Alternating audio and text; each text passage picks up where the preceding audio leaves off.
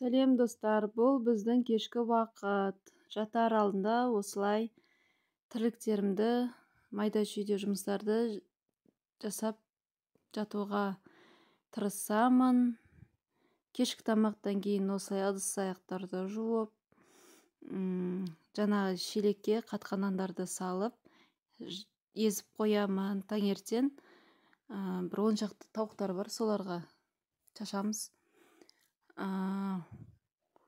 Осылай ыдыстарымды жуып, чайниктің іші бәрі накип болып кетіпті.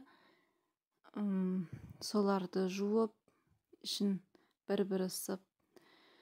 Ыдыстарды, кешкі тамақтан кейін ыдыстарды жуып дегендей. Ыдыс жуғанда сіздер немен қолданасыздар? Мен негізінде фэримен жуатым ғой. Капля деген ала салып едім. Тым көпірмейді екен. Көп құю керек екен, ол үшін раковинаны жуып қоямын. Одан кейін ең артынан осылай тряпканы, салфеткаларды жуып қоямын. Осылай негізінде өйстіп ыдыс жуып тұрсам, біраз уақытымыз ыдыс жуумен өтеді екен, күніміз.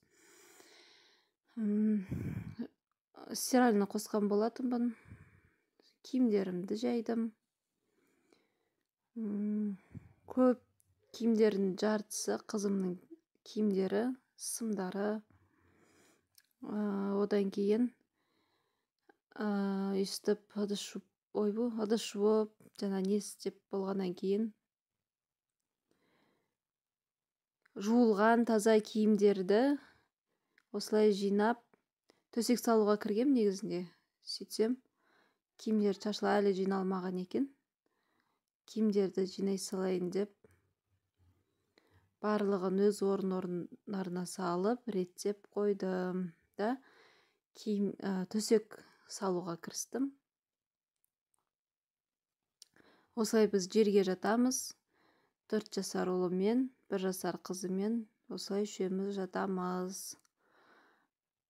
Одан кейін үлкен ұлым сабағын кішкене улап-шулап, шулап кетті. Қой деп, үйдің бәрін шашып, қойымнан сабағын бір оқытайын. Ақыры не істерін білмей отыр деп сабағын оқыттым. Осылай біздің кешкі уақыт өтеді. Арасында ойнағанымыз бар. Осы әйтеуір таң атқаннан үй жинайсың, кеш батқанша, жатқанша үй жинайсың.